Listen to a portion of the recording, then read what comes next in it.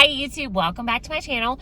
In today's video, we're going to talk about 5 mistakes that beginning loan signing agents tend to make. Even if you're not a beginning loan signing agent, you might be making these mistakes as well. And with things being slow right now, with the market being slow, you don't want to be making these 5 mistakes, because if you make any of them, you are basically leaving money on the table. Obviously, we want to make the most out of our businesses, so make sure that you are not making any of these mistakes to make sure that you are making the most that you can possibly make. One top mistake that I see a lot with beginning loan signing agents is not bringing their business card to loan signing. So people tend to give out their business cards to signing services or to title companies, maybe to real estate agents, loan officers, but we forget to give them to our actual clients. So when you're going to someone's home to do a loan signing, you should be giving your business card to them as well, because you never know when they might need a general notary. Doing general notary work can really add up, especially if you're already there doing a signing. They might need something notarized then. If you're already in their home doing a loan signing, you might consider doing that general notary work for free for them, since you're not traveling extra and just to gain their business. But people need things notarized, and you know, what do? They usually Google, or they go to their bank, or, you know, they're just trying to find a notary that can notarize something for them. So if they already have your contact information, chances are they're going to reach out to you if they need something notarized. I have not done this yet, but one of the things that I'm thinking of doing is getting my own pins made with my information on it, and letting them use that pin at the signing and just letting them keep it. So it'll have my information in case they do need something notarized in the future. The next mistake is not reading your confirmation when you receive a signing. So a lot of times we get comfortable with signings and we always get this confirmation, and at first you might read all the details about what they want you to do, and then after a while you get comfortable and you start reading it. Sometimes there are requests in the confirmation that are different. So for example, it might say, make sure that you print this on legal, make sure that you print this on regular, make sure that you use sign your name in black ink. So sometimes there are specific things to that signing, and if you don't read your confirmation, then you're going to miss those things. So definitely always read your confirmation and just make sure that you are following the directions. The third mistake that I see is undercharging for general notary work.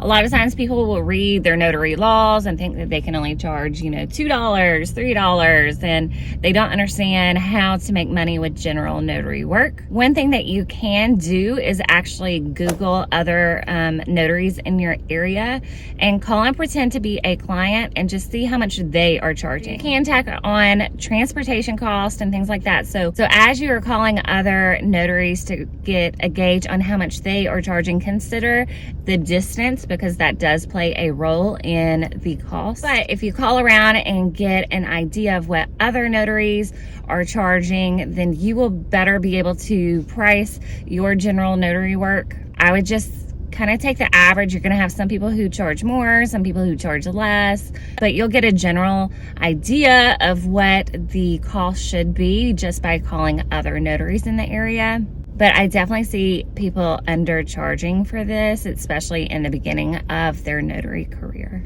There is money to be made even with general notary work, so don't undercharge. Just do a little research and make sure that your prices are what they should be. The next mistake that I see people making all the time is not keeping track of their closings. If you don't keep track of your closing, you are basically doing work for free. So the companies that you have worked for, they're not going to hound you and say, hey, we really want to pay you. Remember, you did this closing. Here's your money. That does not happen. So you need to make sure that you are very organized and getting paid for all of your signings. When I first started, I created just a folder, and I would check it every week and make sure that if a payment has went over, or if I haven't been paid and I should have, and it's been over, you know, X amount of days, I would just look at the date on the file and start making calls and do it that way. Now I do use a Notary Assist. If you're not organized and not keeping track and figuring out who owes you money, who's paid, who hasn't paid, you are definitely leaving money on the table. There are times where companies will say they didn't receive your invoice. There are times that they will say, well, now we're doing direct deposit and we don't have your bank information. They may say, we sent out your check, but it got returned. They are not going to put a ton of effort in making sure that you get paid. So you want to make sure that you are keeping track of these things. Make sure that you're getting paid for all of your signings. Don't wait 6 months down the line to check and see that you didn't get paid for a signing that happened 6 months ago. It's a lot easier to take care of the issue if you are prompt and on time and not waiting a long time after the fact to ask for your money. So whether you want to use some sort of paper pencil, write down, who's paid, what signings you've done, and cross them off when you get paid for it. If you want to make a folder like I did, if you want to use a Notary Assist, whatever method you need to use it, but make sure that you have some method in place to make sure that you are getting paid for each and every signing. Otherwise, you are essentially paying to do a signing because you're putting your materials out there, your paper, your toner. So just make sure that you are keeping track of all of your signings and getting paid. Okay, the last and final mistake is not asking for additional compensation. So I don't mean when things go as planned and things are smooth, never call back and ask for more money after the fact. Let's say you go to a signer's home, you're in the midst of the signing, and you and the signer discover there is a mistake. You have to call the loan officer, and the loan officer says, okay, I'm gonna fix it. I'll send it back over to you in 15 minutes. In that case, you should be asking for more money because first you're gonna have to shred the original documents. You're gonna have to go back and print out more documents, which is more paper, more toner, and then obviously your time to reprint those documents and come back out to the signer's home. So in that case, I definitely ask for additional compensation. Another example could be, let's say the signing is at 2 o'clock and the documents are not ready. So they call and they change the signing to 5 o'clock.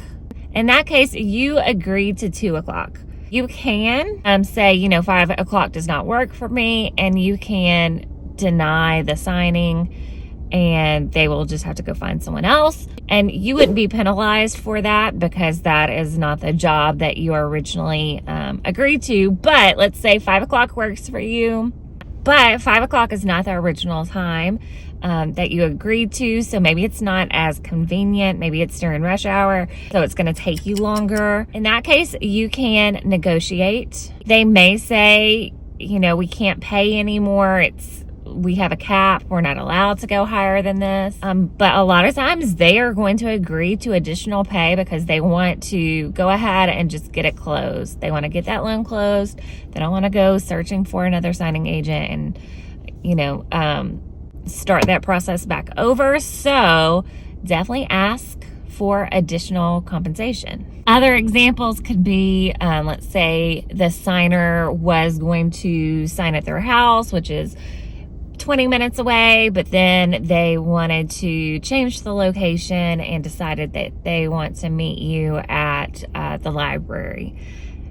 Again, that's fine, but if the library is a further drive for you, then that could also mean that you need to ask for additional compensation. Okay, different day. I had to re-record this part of the video because the lighting just got super duper weird. So as I was saying, if you do a longer signing, like a reverse mortgage signing, it's gonna be more pages, it's gonna take more of your time. So definitely make sure that your fees or compensation reflects that. You should definitely be asking for more money when the loan signing is longer and more pages. You definitely don't want to be taking a lower fee for a reverse mortgage signing. One thing that I will advise with this tip, going back to one of the examples I said earlier, let's say that you have to go shred documents and reprint. In that case, don't talk numbers in front of your clients. It's not professional. You know, when you take that phone call and they're letting you know that they're going to resend the documents, don't say anything about additional compensation during that phone call, because more than likely you are in front of your clients. Wait until you get back in your car. And as soon as you get back in your car, because you don't want a ton of time to pass, go ahead and call, ask for additional compensation, let them know that you're, you know, taking more time and more paper. And so you will need a higher fee. Again, they're going to try their best to get you that higher fee because they don't want you to say that you're not going to do it. But definitely don't have that conversation. Don't talk numbers in front of your client. It's definitely not professional, so don't make that mistake. Hopefully this video has been helpful, and hopefully you're not making any of these mistakes. But if you are leaving money on the table, so go ahead and fix your mistakes. Right now, with things being slow, you don't want to be leaving any money on the table. If you haven't already, please like and subscribe to my channel. I would greatly appreciate it. It doesn't cost you anything, and it would make my day. So thank you for watching, and I will see you guys later. Bye, guys.